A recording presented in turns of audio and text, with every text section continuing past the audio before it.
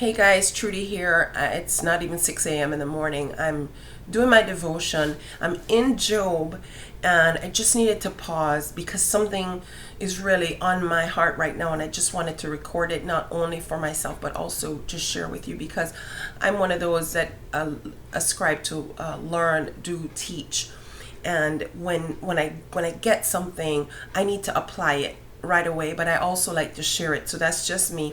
I'm still in my night clothes, so forgive me. But I'm going through Job, and if you know the story of Job, then you know, as a Christian, you know that Job was the wealthiest man in his town, and he loved God. God was just so proud of this fact that when the devil came before God, he had been roaming the earth. God said, "Well, by the way, did you see my servant Job?" And the devil was convinced that Job only loved God because of all the stuff that God had given Job, because Job was very prosperous, had a lot of abundance. Not only that, not only had Job been given all this prosperity and abundance, but God had also put a hedge of protection around him. So the devil was convinced that Job only loved God, not only because of all the stuff he had given him, but because the devil had been prevented from taking action against Job all this time. So he goes before God for permission to take action against Job in an attempt to prove to God that the only reason why Job loves him is because of the stuff. God permits this. So the hedge of protection is removed, and the devil has his way, and he strips Job of all of his prosperity, loses everything, including his children. And Job says to his wife, "The Lord giveth and the Lord taketh away." So Job did not even sin here. At this point, he just accepted the loss and still loved God just the same. Well, the devil was not happy about that and went back to God saying, a man will do anything to save his own life, his own skin. So God said, "Okay, go ahead. I still believe Job loves me just because he loves me, and it has nothing to do with anything else. So go ahead, but you can do anything you want but spare his life." And the devil went to town. Job is now scraping sores off his body. He's miserable. He's very sick. He's gotten thin.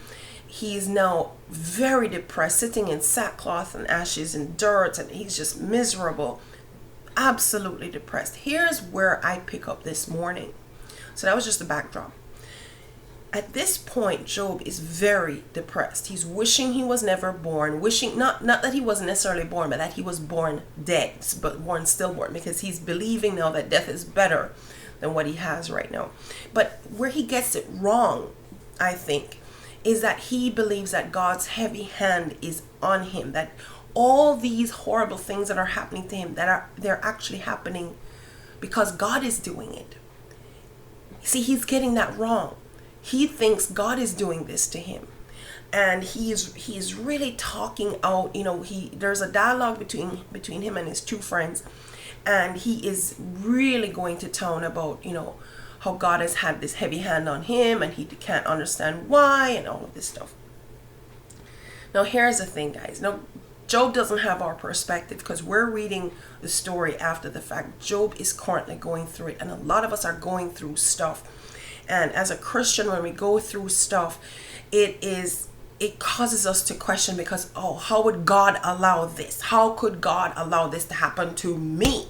This is I've heard this thing said before, and it's almost as if stuff can happen to everybody else, but we're supposed to be excluded.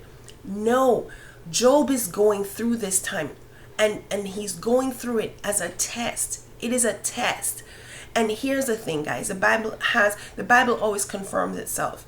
And the Bible talks about, us being sifted like wheat. And honestly, what is going to fall through a sift is all the rubbish. The best and the biggest is going to hang out at the top. It also talks about being tested by fire, and things that are of no value are going to burn all the way up. But even if something is made out of pure gold, there might be a bit of dross and stuff, but gold is still going to be gold. It might be melted, but it's still gold. Okay. It also talks about the house built on sand and the house built on the rock. The first sign of adversity, the house built on sand is going to crash. The house built on rock is going to stand. Really and truly, this is a test to see what the heck we're made of. Now, here's the thing. It's not just the test, but how the test came. This is so important. How the test came. The test is not here being delivered by God. No, there are times in the Bible where God is shown to be more directly involved in that heavy hand, but it's usually against his enemy. God is not Job's enemy. In fact, the devil goes on to say that there was a hedge of protection around Job. Not only had God given Job a lot of prosperity and abundance, but he had also put a protection around. The devil had to request permission, guys. Everything that happens to us is filtered through the hand of God. Even that horrible test that we're going through right now, that we cannot fathom how we're going to survive it or how this is possibly happening to us, God knows what's going on. He has permitted it, otherwise it wouldn't happen. But it's probably just to see what the heck you're made of. Are you going to stand? Do you truly love and trust him through the difficult times? Through the difficult times. So I just wanted to share that with you, because I've been through that valley of the shadow of death, and God has taken me to the other side. And if you've had that experience, you need to remember it, because it is so easy to forget and go back into that place where it's happening, something else is happening to you and you've forgotten what happened before. But if you've never been through this, or you've been through it and forgotten, we have the story of Job. Okay, we have the story of Job. God is not our enemy. Very likely there's a hedge of protection around us that has kept us from a lot of the things that could potentially come our way, because the devil seeks to kill and destroy. And that hedge of protection has been around us most of the time. And every now and again, God may allow a filter, a test, to just see what we're made of. Are you going to be the house built on rock? Trudy here, super simple to find at trudybehrman.com. I hope you will consider becoming a profitable steward.